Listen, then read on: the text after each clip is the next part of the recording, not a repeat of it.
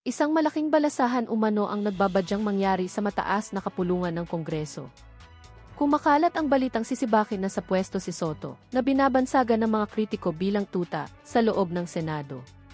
Ang mas nakakagulantang na balita, ang pangalan ni Senator Alan Peter Cayetano ang matunog na papalit bilang susunod na Senate President. Ang balitang ito ay nagdulot ng matinding kalituhan at tensyon sa pagitan ng mga mambabatas. May mga ulat din na nagkakaproblema na rin sa House of Representatives dahil sa epektong idinudulot ng usapang ito sa Senado. Sino nga ba ang nasa likod ng planong pagpapatalsik kay Soto?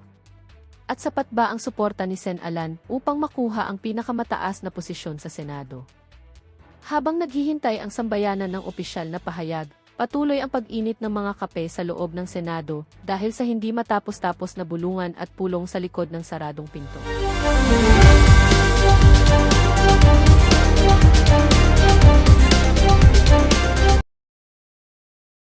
Saan napunta at sinong mastermind. Alam naman natin, gusto lang natin manggaling sa bibig ni Ping Lacson.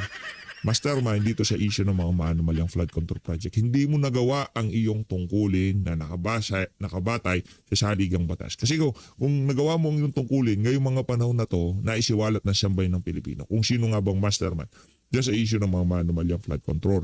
Lumabas ang mga ulat tungkol sa planong kudita sa gitna ng usaping kaugnay sa posibleng impeachment trial laban kay Vice President Sara Duterte. Ang problema dito mga kababayan, as much as possible, kung maaari lang naman ang maging pinuno, ang tawag doon, yung presiding officer, kung tawagin nila yan di ba?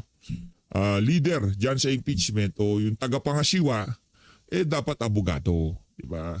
Kasi pagka gumraduate sa One Bull University, major in Mahjong, yari tayo dyan. Hindi ho pwede yan na maging presiding officer dyan sa impeachment ni VP Sara. Tayo naman ho kasi dito sa PHFT, tanggap naman natin kung sakaling aakyat sa Senado impeachment, no problem.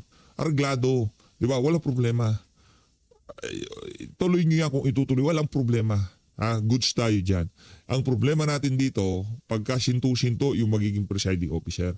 Nakita nyo yung kay Chis Escudero, nakabatay sa batas, nakabatay sa mga president, nakabatay sa kanyang pinag-aralan bilang abogado, nakabatay sa mga desisyon ng korte, nakabatay sa mga nagdaang impeachment trial, yung kanyang mga desisyon. Ito si One Bull, baka pagka ito nagdesisyon nakabatay sa One Bull University, doon ho tayo magkakaproblema. Una nang iginiit ni Soto na i-convene nila ang Senado bilang impeachment court. Oras na matanggap ang articles of impeachment mula sa Kamara. Na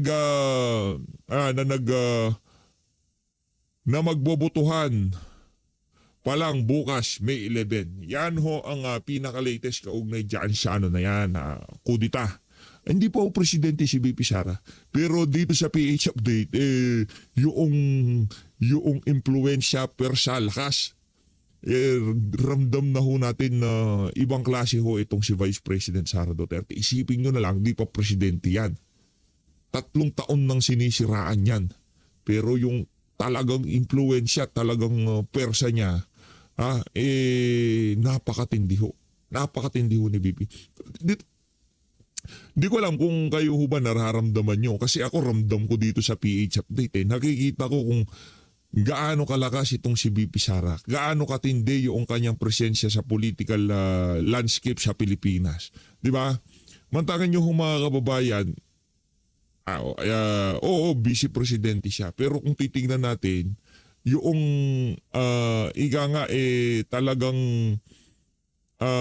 lakas na lamang na natitira sa kanya. Wala siyang posisyon sa gabinete. Di ba? Umalis siya sa ano. Wala. Kumbaga yung 32 million na mandato na lang talaga na binigay sa kanya na sambayan ng Pilipino ang ating pinangahawakan dito. At yung 32 million na yun, ngayong mga panahon na to, nakikita ho natin. Diyan sa nangyayari sa House of Representatives na kung saan maraming lalagnatin, maraming magkakasakit, maraming papasyal sa mga kabit ng mga congressman bukas o ngayong araw na to. Kaya hindi ho sila papasok. Diyan naman sa Senado, dahil nga mag-impeachment, tanggalin natin yung mga ika nga dinadaan sa kulay ng buhok, ha? Yang ginugulang ba? Di ba sa basketball merong gano'n? Yung idinadaan sa gulang, minamama. Di ba? Kahit na hindi naman talaga magaling, ano yung pinapaandar kagulangan yung pinapaandar. Yung ginagawa na yung Soto dyan sa Senado, ganyan ang panggugulang. Di ba? Kaya kung sakaling palitan yan, itong si Senator Alan Peter Cayetano, siya ho tayo, siya unang magbubunhi dito sa PH Update. Ito na. Rerekta na ho tayo dito sa isa sa mga tauhan ni Marcos Jr. na di natin malaman kung anong nakain nito. Nakakain siguro ng blade ito kaya ganito magsalita. Aking bariit na kinukundina ang mga paratang sa mga miyembro ng Justice Committee dito sa ginawa nilang pagdinig sa impeachment complaint kay VP Sara. Yan. Sinasabi nila na binayaran daw yung mga congressmen na napakalabo. Di naman namin sinasabi. Ngayon, hindi binayaran ngayon. Hindi binayaran ngayon yan. Ang nababasa ko, matagal nang bayad yung mga yan. Ngayon, hindi. Ito naman si Gadon. Ano ka naman panis na balita sa'yo. Yan napapangit sa'yo kaya walang nanonood Napapanisan ka ng balita, Brad. Matagal kung pinag-uusapan yung mga congressman na gusto nga impeach si VP Sara kung nabayaran sila ngayon. Hindi. Baka hindi sila nabayaran ngayon. Baka nabayaran sila dati. Biyara talaga to si... Napakaraming ebidensya, napakaraming grounds at mga documentary evidence at mga testimonies na nanggaling sa AMLC, sa COA, kay Senator Trillanes at sa mga bank records. Napakarami niyan. At kung bubuksan pa nga yung BIR, ay makikita natin doon na talagang kahit yung yung mga salin ni VP Sara ay puro kasinungalingan at puro mali ang mga entries nito. At dito natin makikita na talagang ang mga miyembro ng Justice Committee ay bumoto ng sang-ayon sa kanilang konsensya. Lari ka doon ito advice ko sa iyo. Alam ko na matanda ka sa akin, alam ko na mahusay ka sa akin, naging abogado ka, smart ka lang. Di ba? Pagaling ka sa akin, pero subukan mo one time, subukan mo. Mag-vlog ka na hindi galit. Cool ka lang dapat. Anak na to ka. Yung labanan kasi sa social media, pagka napikon ka, talo ka, ganun yun. Ngayon kung asar talo ka, anak na to ka, huwag ka mag-vlog. Huwag mo mukha si Raulo dyan, di pwede yung ganun, di ba? One time, big time, mag-vlog ka na hindi nanlilisik yung mata mo. Huwag yung parang luluwa na yung mata mo sa galit, no? Huwag ganun. At sang-ayon doon sa kanilang nasaksihan at nakita ng mga ebidensya. Ang talagang may bayad dyan, ang binayaran ay yung mga pilit pa rin na nagtatanggol na kahit na sa kabila ng napakatibay ng mga ebidensya ng mga grounds ay pilit pa rin nilang sinasabi na walang kasalanan, walang kasalanan. Ano ba mga bulag kayo, no? Hindi lang kayo bulag. Kayo. Nabip ka tuloy. Tayo tayo naman dito sa PH Update kung sakaling babayaran ang pambabayad ni VP Sara sa atin, yung magiging trabaho niya sa 2028. Yun, tatanggapin kong bayad yun. Di ba? Yung ibibigay niyang trabaho sa sambayan ng Pilipino, yung trabaho na walang pangnanakaw, yung trabaho na walang insertion, yung trabaho na walang unprogram appropriation, yung trabaho na walang ghost project at walang mga substandard project. Yun ang trabaho ni VP Sara na ipambabayad sa atin at atin niyang malugod na tatanggapin sa 2028. Willing naman tayo tanggapin yung mga ganong klaseng kabayaran na kung sino man ang umupo sa Malacanang basta siguraduhin nila na mauna ang kapakanan ng mga ordinaryong pamilyang Pilipino. Yun ang atin dito. Ay, sa ayon sa gusto ng kung sino man ang uupo dyan, kahit nga ikaw, kailangan kang bayaran. Ito naman si Gadon. Di ko alam kung anong pinambabayad sa'yo Tayo kasi ang hinihintay nating kabayaran sa mga Duterte. Personally, dito sa PH Update, mabigyan ng pagkakataon yung susunod na henerasyon, yung ating mga anak, magiging apo, na magkaroon ng magandang buhay. Di ba? Yung anak ng toka, ngayong mga panahon na to, wala ho tayong maaasahan sa pamahalaan. Di ba? Puro ayuda. Di kalidad na trabaho. Di ba? Di kalidad na serbisyo. Wala ho yan sa ating bansa ngayong mga panahon na to. Yun ang inihingi nating kabayaran. Makapag-deliver ang susunod na leader ng kapakipakinabang na reforma para sa mga ordinaryong Pilipino. Pero kabayarang pera ibibigay na personal sa atin nitong si VP Sara. Ang unang tanong natin, para saan? Diba? Para saan? Diba? Ang pagsuporta natin kay VP Sara mula kay dating Pangulong Rodrigo Duterte hanggang sa kanya dahil sa prinsipyo at paninindigan. Hindi ho tayo kailangan kitain, hindi ho tayo kailangan hindi ho natin kailangan makadaupang palad, makakwentuhan o makaklose kagaya nitong si Madriaga, si VP Sara para lamang maipagduldulan sa pagmumukha nila na taga-suporta nila tayo. Hindi ho natin kailangan yon. Tayo dito naniniwala na pagka naging presidente si VP Sara malaki ang magiging chance, kumbaga yung chance na mabago ang kapalaran ng ating mga susunod na henerasyon tataas ho yan. No? Pero yung pagbayad kay Larry Gadon, hindi ko alam kung ano yung bayad na sinasabi niya. Yung bayad na tatanggapin natin yung matinong trabaho na manggagaling kay VP Sara. Yung mga Justice Committee members pa ang inyong... Kasi ang problema sa iyo doon Sa totoo lang, yan kasi ang problema sa iyo. Puro bayad ang nasa utak mo. Pwede ba kahit isang beses lang, pag magsalita ka, wag mong isama yung bayad sa opening sa album pa lang, bayad na kagad. Bayaran ka ba? Yung paparatangan, kayo ang mga binayaran. Hindi kayo Walang yaka, bayad na naman. Kapal talaga ng mukha nitong Gadon na to. Ako, Gadon, nakagalit mo ako Bubulgar ko, nalalaman ko sa'yo. Huwag mo akong subuhan, Gadon. Naku, mayayari ka talaga. Baka hindi pa naiturong mastermind yung amo mo, yung mga kalokohan mo, ibubulgar ko na. Tatanggol kay Sara kung hindi kayo binayaran. Oy. Ano, bulgar ko na, nalalaman ko kay Gadon. Si Gadon ay mahilig kumanta at manggitara. Masyadong kabahan, Brad. Ito ko, wala kang bilang dito, kumbaga, ano ko lang dito, patalastas para lang may mapagtripan ako. Ito, putaw tayo dito kay Bakulaw. Naku, matindi ho itong balita na to. Impeachment ni VP Sara. Pagbobotohan ng Kamara sa plenaryo bukas. Naku, ito matindi dito mga kababayan. Hey! Tatanggaping tumakbo. Naku, ito ho yun. Blacklisted o hindi natatanggaping tumakbo sa ilalim ng Partido Demokratiko Pilipinas ang mga mambabatas na boboto pabor sa impeachment ni Vice President Sara Duterte. Alam nyo, malaking big deal ito para sa akin Kung siguro ngayong mga panahon na to, wala kwenta yan. PDP laban, di naman partido ni Sara Duterte yan. Hindi ho yun. Ngayong mga panahon na to, mula doon sa umpisa hanggang ngayon sa kalagitnaan, katangi-tanging PDP laban. Kahit na hindi kasal dyan si VP Sara, si Mayor Baste ang leader dyan at tayo naniniwala na sa mabuting kamay ang PDP laban na yan. Diba? Kahit na sabihin ni VP Sara na hindi siya miyembro niyan, hindi siya parte niyan, at hindi siya tatakbo sa ilalim niyan, understood na ho yun. Dahil nga malamang sa malamang magiging independent tong si VP.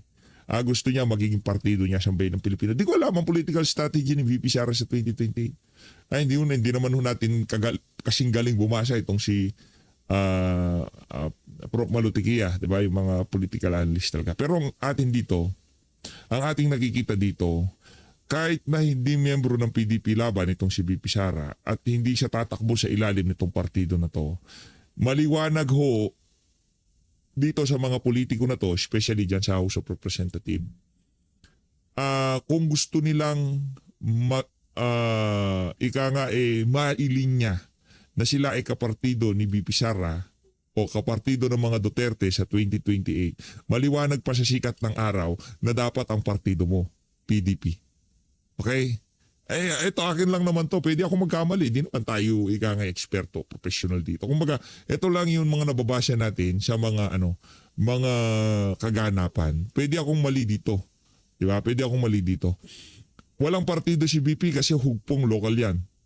Ngayon, kung ngayong mga panahon na to, isa sa mga sumusuportang partido kay BP ang PDP Laban at ang namumuno dyan si Mayor Baste Duterte at ang dating namumuno dyan is itong si dating Pangulong Rodrigo Duterte at ang pagtakbo ni BP Sara sa 2028,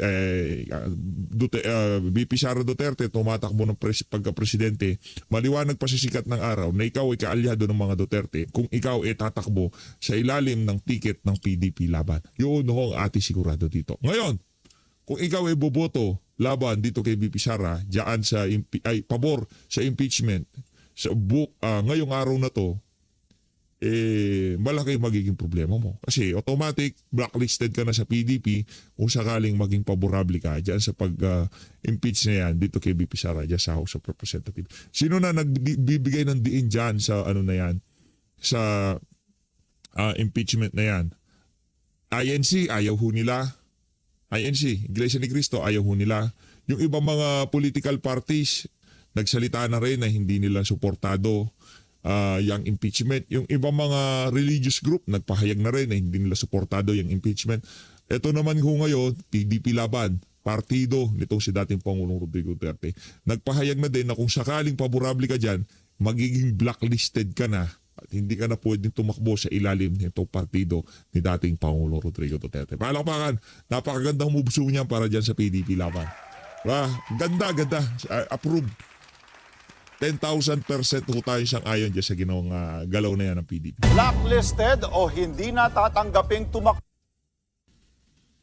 sa ilalim ng PDP Laban ang mga mambabatas na bobotong pabor sa impeachment ni Vice President Sara Duterte. Bukas po magkakaalaman sa plenaryo ng Kamara kung muli bang mapapatalsik sa pwesto ang bise. Ania sa frontline sa balita si Bril Montalvo ng News 5, Mindanao. Sa hinabahaba ng deliberasyon, botohan, sagutan at paghihintay, sa plenaryo rin sa Kamara ang tuloy ng impeachment proceedings kay Vice President Sara Duterte. Bukas, May 11, ipepresenta ng House Committee on Justice ang kanilang report sa Articles of Impeachment. Sabi ni Committee Chairwoman Jervil Luistro, handa silang depensahan kung paano nila nakitaan ang probable cause o sapat na basihan ng impeachment. We will anticipate that there will be debate. Yan. Pwede rin natin i-anticipate the proceeding that we had in the Justice Committee might be questioned by some of the members of the House. But we will be responding to all the questions of the House members. Katunayan, wala raw nararamdamang pressure si Congresswoman Luistro patungkol sa butuhan. Tatalima lang naman daw kasi sila sa sinasabi ng saligang batas.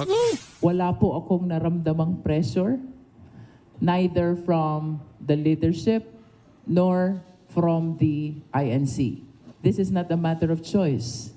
This is a matter of duty. After you have considered the evidence, Gusto ko makita duty nitong si Baculaw pagka presidente na si BP Sara. Duty pala. Pag presidente na si BP Sara, sabihin mo dun sa asawa mo, magbayad na siya dun sa di umanong utang niya sa law firm nitong si Atty. Manscarpio. Okay? after you have considered the party position, I think at the end of the day, ang dapat isipin, or sana ang isipin, will be for the best interest of the Philippine nation. Paano naman kung may humarang sa findings ng komite? Ayon kay Luistro, wala silang kinababahala dyan. Yeah. They will be making manifestations. They will be raising questions, perhaps on constitutionality. Nasabi ko I think that's part of due process. So that there will be thorough deliberation before the voting. Sabi naman ni House Justice Committee Member Joel Chua sa programang Politika All the Way ng One News, mahihirapan ng kumontra ang mga kaalyado ni VP Sara sa impeachment dahil nakakalunod na raw ang mga ebidensya laban sa bise. Sabi nga nila, di ba, ang hustisya dapat nakapiring. Nakapiring, Oo, paano mo sasabihin na no? Kung wala namang ebidensyang pinresenta yung kabila, wala namang ebidensya para ibangga dito sa mga aligasyon. Yan ang problema mo. Yan ang malaki yung problema kayo mga congressman na nagtutulak ng impeachment ni VP Sara. Nakabase kayo doon sa sasabihin ng kampo ni VP Sara. Anak ng toko, hindi nga kailangan magpresenta ng kampo ni VP Sara. Diba? Hindi nga kanila kailangan mag-rebut doon sa mga kasinungalingan dyan sa Injustice Committee. Sambayan ng Pilipino nagpapasinungaling ha. Nakakahuli doon sa mga butas ng mga argumento nitong si Baculaw dyan sa Injustice Committee. Laban sa Lang nga kayo So we're giving them their days in court. Exactly. Pero never naman sila Exactly. Diba? Sinabi pa nga niya, bloodbath. So yung bloodbath nawala, naging bubble bath. Samantala, para sa Partido Okay lang yan? Hindi, okay. Ano na ho tayo dyan? Kumbaga, from bloodbath, naging bubble bath. Okay lang yan. Di ho tayo, ika nga, tinatablad ng mga ganyang klaseng chip shot nitong mga alipores nitong si Marcos Jr. Alipores nitong si Sandro Marcos. Nakwenta. Ang tanong dito, bakit gustong tanggalin si Tuta Soto? Ang tanong dito, bakit ang daming magkakasakit bukas diyan sa injustice, diyan sa plenaryo? Di ba na mga congressman? Yan ang tanong dito. Demokratiko Pilipino o PDP laban, hindi sinserong paghahangad sa pananagutan ang impeachment laban sa bise. Yan. Pamumulitika lang daw ito sa pagtakbo niya sa pagkapangulo sa 2028. Kaya ang mga mambabatas daw na bobotong pabor sa impeachment, mabablacklist o hindi natatanggaping tumakbo sa ilalim ng PDP. Nako. Posible pa raw suportahan ng partido ang mga makakalaban ng mga ito. Yan. Anila, hindi raw ito pagbabanta kundi isang political accountability. Itinalaga bilang pangulo ng partido ang kapatid ni VP Sara na si Davao Mayor Baste Duterte noong nakaraang buwan. Samantala, nagtipon-tipon ang daang-daang taga-suporta ng bise sa Rizal Park sa Davao City nitong Sabado.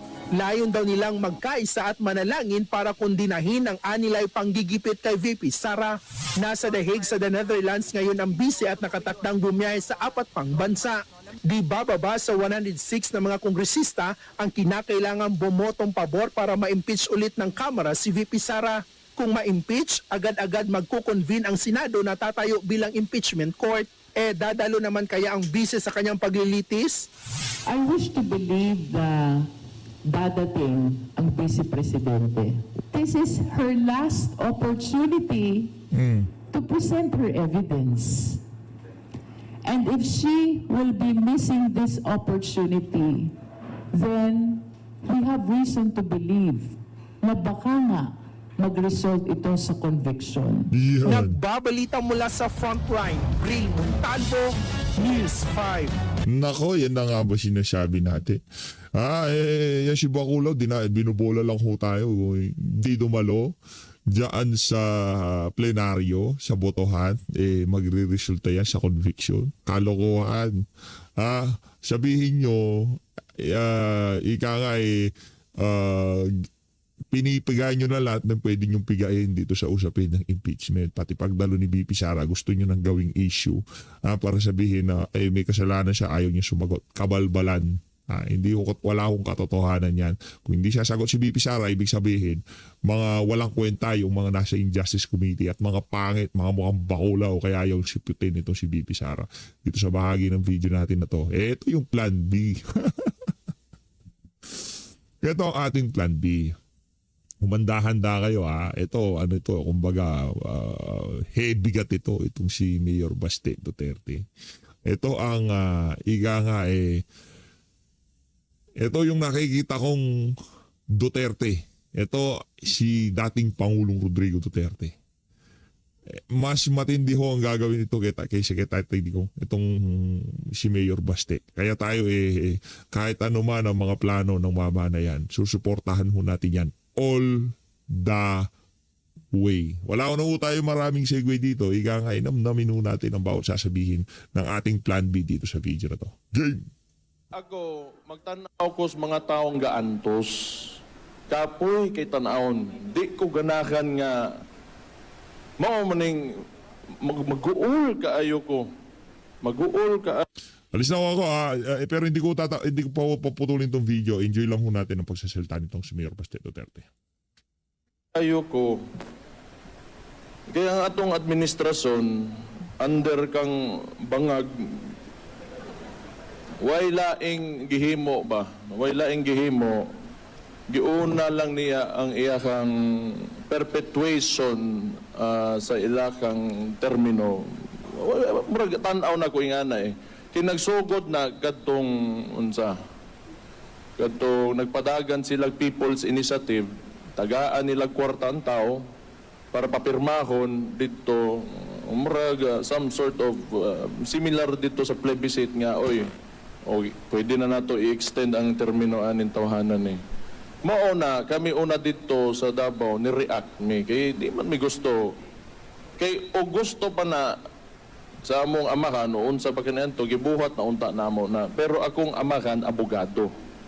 Ang core sa pagkatao sa akong amahan ang konstitusyon sa Pilipinas.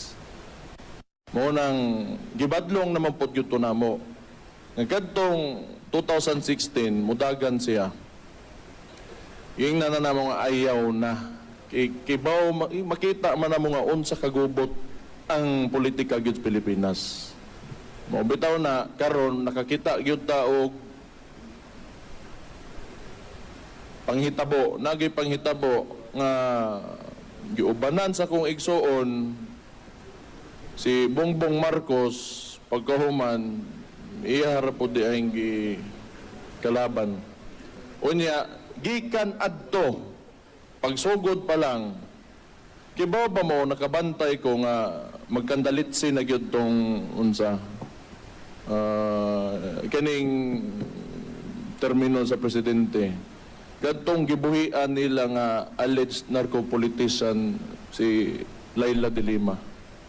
Kaya unang-una, balikan nato ang plataforma ni former President Rodrigo Roa Duterte, drugs and corruption.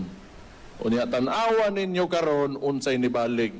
Nibalik ang drugs, nibalik ang corruption, insurgency, ang mga bata nga sayang kaayo nga naon tay utok nga pwede ni pasudlon o gobyerno mga idealista unta. Patrabahoon nimo manaka na no og bukid. Tanang problema nga nawagtang na unta way laing gibuhat ning bangag nga presidente giuli ra niya tanan kay ngano kay tan-aw niya maoy mahimo niyang kauban para lang wa say kontra nga akong igsuon gagitan-aw niya na kontra wa man pud minang hilabot nila.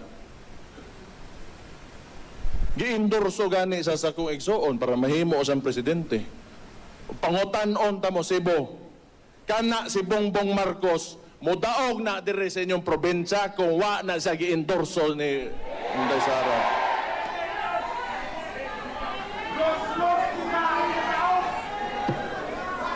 Ingon paganis John Abinis, ikaw Marcos yawa yung ka. Na si John Abinis ang lingaw ko siyang dagboy.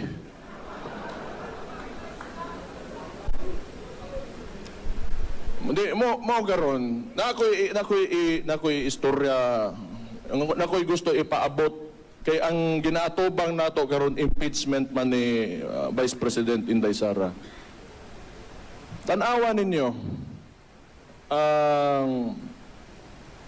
Moingon sila 200 kapin na daw ang ilahang mga congressman ko no nga unsa nga muboto for impeachment.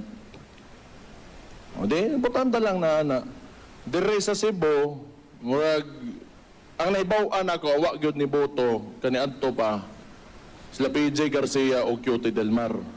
Mo na karon ni amang ko dire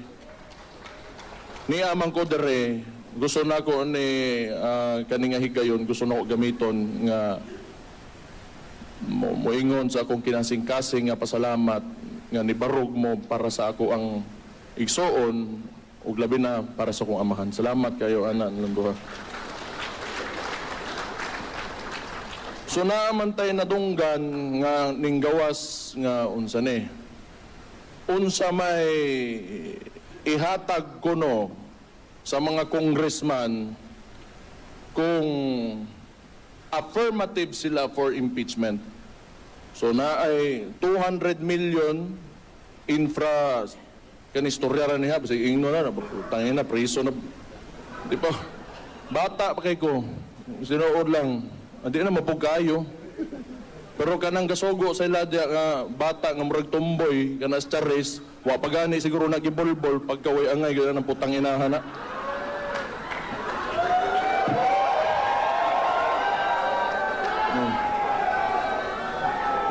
I'm very British eh.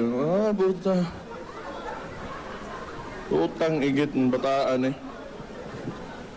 Buisit yun. Ay, balikon sana ko kung gusto istorya.